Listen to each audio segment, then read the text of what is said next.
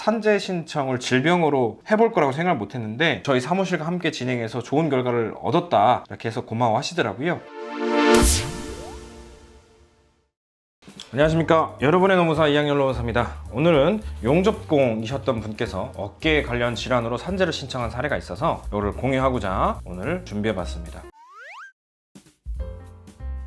사건 기여부터 설명을 드려보면 이분은 토목공사 현장에서 용접 업무를 수행하셨던 분인데요, 한 37년 정도 이 업무에 종사하셨다고 합니다. 토목공사에서 용접공이 하는 일은 지하 같은 걸 파면 토실이 비가 내리면 유실될 수 있는 경우가 있잖아요. 그걸 막으려고 하는 공사를 흙막이 공사라고 하는데, H빔을 세로로 꽂아놓고 그 다음에 H빔 가로를 눕혀서 가로로 착착착 쌓아가지고 이렇게 비가 내려도 흙이 유실되지 않도록 막는 공사를 한다고 합니다. 그럼 H빔하고 H빔 사이에 간격이 생길 수 있잖아요. 그럼 그걸 용접을 하는 업무라고 하더라고요. 이분 같은 경우는 우측 어깨 회전근개가 파열되는 재해를 입으셨어요. 질병 코드는 S코드가 아닌 M코드로 찍혀서 외상성 사고가 아닌 질병으로 진단이 됐었고요. 그래서 저희는 용접공의 재해 조사를 해서 이분이 오랫동안 수행했던 업무가 회전근개 파열로 이어졌다라는 걸 증명하기 위한 자료를 수집을 했습니다.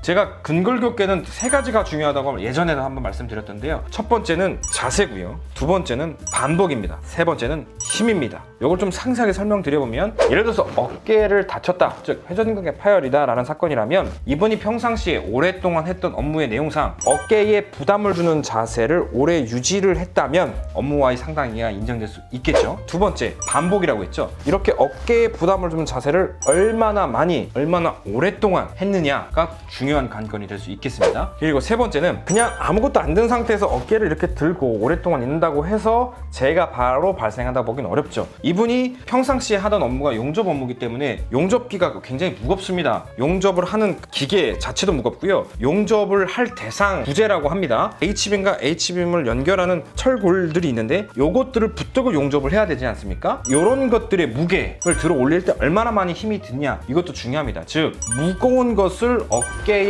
부담을 주는 자세로 얼마나 오랫동안 많이 했냐, 이게 제일 핵심이 되겠죠. 그래서 여기에 초점을 두고 재해 조사를 했습니다.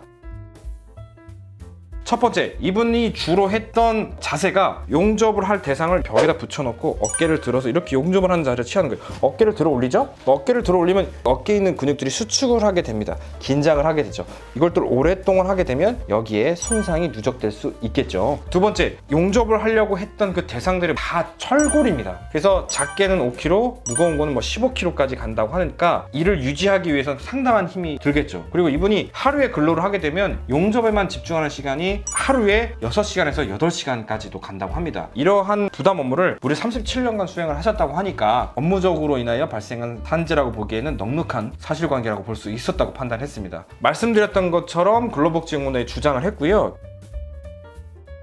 근로복지공단도 이 정도면 업무와 인간관계가 명확하다고 판단을 해줬습니다. 그래서 이분 요양비로 350만 원 정도 받았어요. 4개월 기간 동안 치료를 받아야 된다라고 인정을 받았거든요. 그래서 4개월의 기간 동안 요양비 350만 원, 그 기간 동안 휴업급여 한 1,700만 원, 그리고 요양기간이 끝나고 나서 장애급여 1,000만 원까지 해서 총 3,000만 원 정도의 보상을 받으셨거든요. 아직도 표정이 기억나는데요, 굉장히 좋아하셨어요. 자기가 이렇게 오랫동안 용접 업무를 해왔으면서도 산재 신청을 질병으로 해볼 거라고 생각을 못했는데 저희 사무실과 함께 진행해서 좋은 결과를 얻었다 이렇게 해서 고마워 하시더라고요.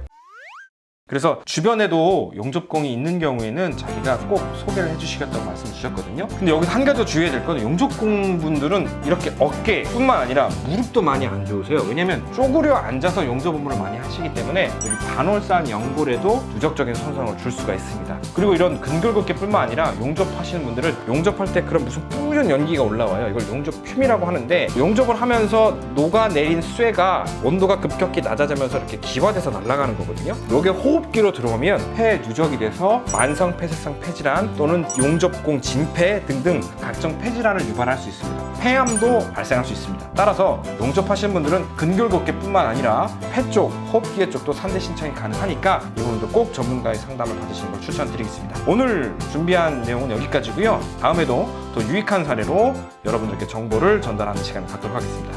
감사합니다.